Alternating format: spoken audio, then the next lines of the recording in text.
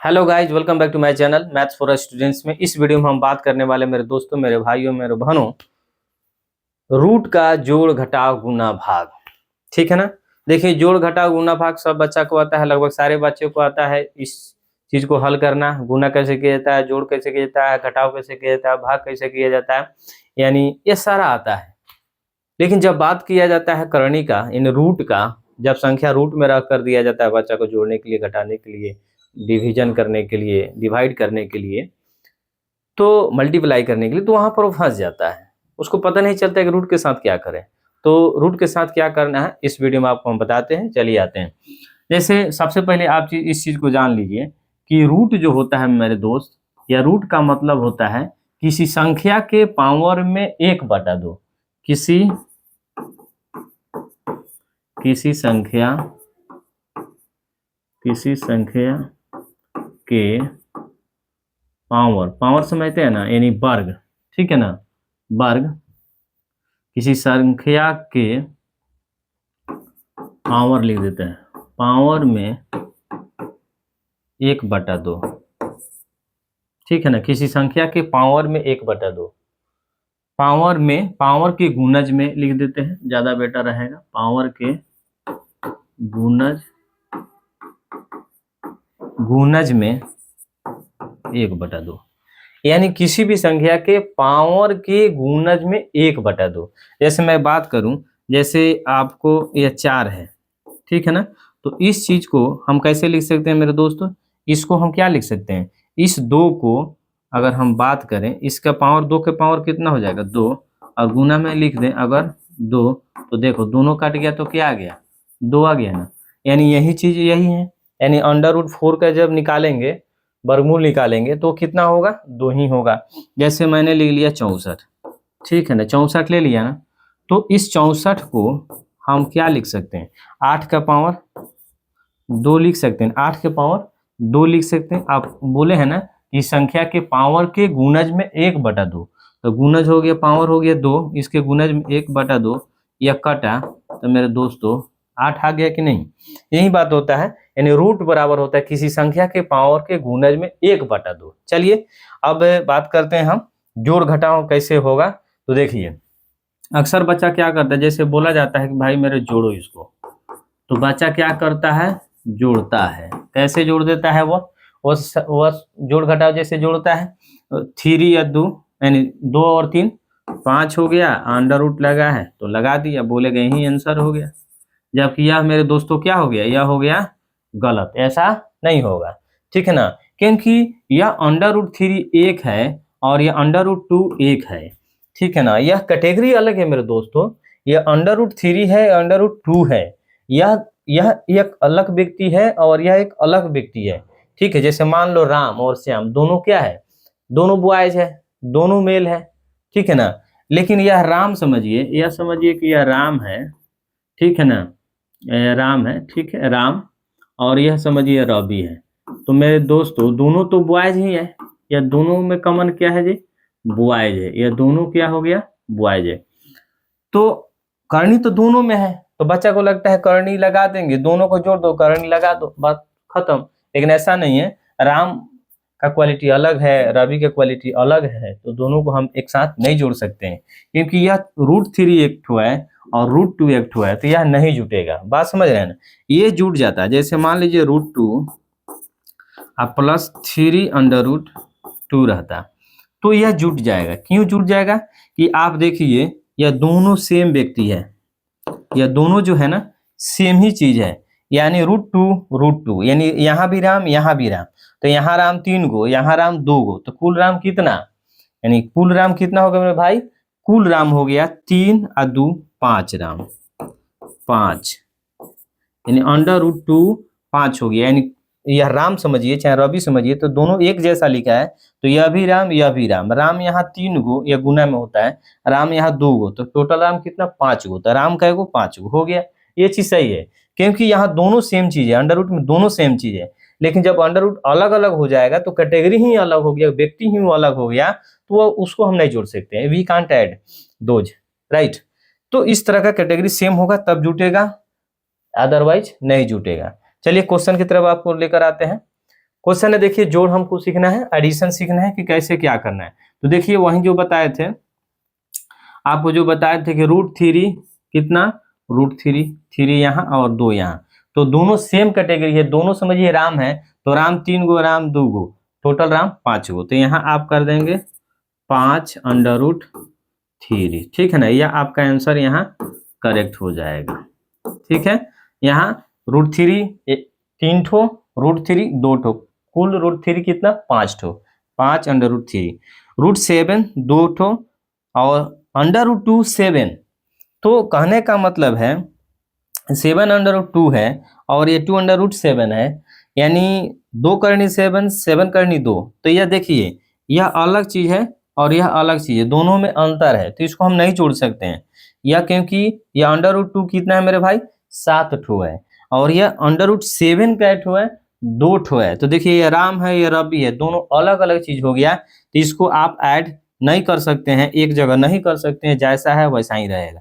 यह ऑलरेडी जुड़ा हुआ समझिए इसको, इसको और जोड़ नहीं सकते। यह लास्ट है, यह सबसे सिंपलेस्ट फॉर्म में लिखा गया है, इससे सिंपलेस्ट नहीं हो सकता है, क्योंकि ऑलरेडी यह सबसे मतलब कि क्या है, सिंपलेस्ट है, इसके बाद हम जा ही नहीं सकते हैं, क्योंकि दोनों अलग अलग है। तो यह ऑलरेडी आंसर यही हो जाएगा इसका, यह इसको कुछ नहीं कर सकते हैं, यह सेम ऐसा ही रह जाएगा, कैटेगरी अलग अलग है, नहीं जोड़ सकते हैं, ठीक है ना। ऐसा नहीं कि 7 2 9 कर दीजिएगा, 7 2 9 कर दीजिएगा, वो गलत हो जाएगा, ठीक। कैटेगरी अलग है, जोड़ नहीं सकते, इतना ही रह जाएगा। बात करते हैं कि देखिए यहाँ पे बात करते हैं √ जो 3/2 है, तो √2 कितना है, 3 ठो, ठीक है ना। और यहाँ √2 का एगो है, 1 ठो, यानी कुछ नहीं वहाँ 1 होता है, ठीक है ना। जैसे यहाँ राम भाई है, ठीक है ना, और राम को बोले कि राम खेल रहा है, तो हम देखते हैं राम खेल रहा है, तो हम यहाँ नहीं ना पूछते हैं कई गो राम, एगो दिख रहा है, यानी राम अगर लिखा है तो एक एगो है, अगर 2 होता है तो 2 रहता है वहाँ, तो एक अंडरस्टूड होता है, किसी भी चीज एक होता है उसके अंदर, तो यहाँ कुछ नहीं तो 1 है। तो √2 कितना है मेरे भाई, 1, √2 कितना है 3, तो 3 में से 1 गया 2, ठीक है ना, और √2 यही आपका क्या हो गया, आंसर हो गया, ठीक है ना। यानी √2 3 ठो है और 3 में से 1 चल गया, तो कितना √2 बच गया, 2 बच गया, तो 2 √2 यहाँ बच गया। चलिए ये आपका आंसर हो गया। बात करते हैं 9√3 - 3/12, तो इसमें थोड़ा आपको कुछ हल करना होगा। हल क्या करना होगा, जैसे ये 9√3 है, तो इसको रहने दीजिए, इस 3 को मेरे दोस्तों थोड़ा सिंपलेस्ट कीजिए, 3 गुने, या ऐसे आप कर लीजिए, ठीक है ना। चलिए इसको थोड़ा मिटाते हैं,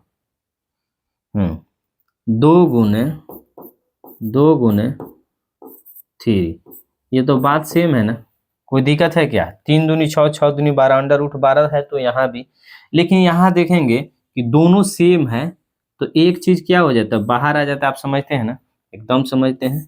9√3 और 3 गुने 1 बाहर आ जाएगा, तो 2 हो गया, और ये √3 बच गया, ठीक है ना। चलिए अब देखते हैं 9√3 और 3 दूनी 6/3। अब देखिएगा आप यहाँ पे √3 9 यानी 9 ठो है, और √3 6 यानी 6 गो है, तो देखिएगा दोनों कैटेगरी क्या हो गया, सेम हो गया। अब यहाँ घट जाएगा, ठीक है ना, अब यहाँ घट जाएगा, क्योंकि दोनों सेम हो गया। √3 6 गो है और √3 9 गो है, तो 9 गो में से 6 गो घटाना है, तो 3 गो बचेगा, क्या 3 गो बचेगा, √3, ठीक है ना। तो यह हो जाएगा √3 3 ठो, यही आपका क्या हो जाएगा, आंसर हो जाएगा, 3/3 आपका आंसर हो जाएगा। चलिए आगे बढ़ते हैं, आगे देखते हैं मेरे दोस्तों गुणा मल्टीप्लिकेशन क्या है। तो देखिए यहाँ दिया है √2 और √3, तो इसमें कुछ नहीं करना है, बाहर को बाहर वाला से गुना कीजिए, अंदर को अंदर वाला से गुना कीजिए, काम खत्म। 13 दूनी 26 लिख दीजिए, और √3 दूनी 6, यही आपका क्या हो गया, यही आपका आंसर हो गया। बाहर को बाहर वाला से गुना कीजिए, अंदर को अंदर वाला से गुना कीजिए, और आंसर आपका हो गया। चलिए यहाँ से बात देखेंगे, तो 5 दूनी 7 × 5 = 35, ठीक है ना, और √2 गुने 2, तो जब देखते हैं कि दोनों 2 सेम चीज, अब √, मतलब एक चीज बाहर आ जाता है, तो एक चीज बाहर आ गया, तो इसको हम क्या कर देंगे कि 35 गुने 2 बुरा 35 दूनी 70, आपका आंसर यहाँ से हो जाएगा। ठीक है ना, 7 × 5 = 35 और 2 अगर सेम चीज है तो एक चीज हो जाता है रूट से बाहर निकलकर, तो यह दोनों सेम चीज है तो एक बाहर आ जाएगा, तो 2 बाहर आ जाएगा, तो 35 दूनी 70 आपका आंसर हो जाए। चलिए भाग की तरफ डिवीजन देखते हैं क्या होता है। तो देखिए डिवीजन में क्या होता है, इसको आप लिखेंगे 12√3 बाटा में 3√12। ठीक है मेरे दोस्तों, चलिए आप ऐसा नहीं कीजिएगा कि इस 12 को इस 12 से कटा दीजिएगा, इस 3 को 3 से कटा जा भूलिएगा ये आंसर होगा, नहीं, कभी नेवर। आपको करना है सिंपलेस्ट फॉर्म में लाइए इसको, थोड़ा 12 को 12 रहने दीजिए, ठीक है, और √3 है तो 3 ही रहने दीजिए। और इसको थोड़ा देखिए आप, इसको जब तोड़ेंगे अंदर ही तोड़ेंगे तो 2 गुना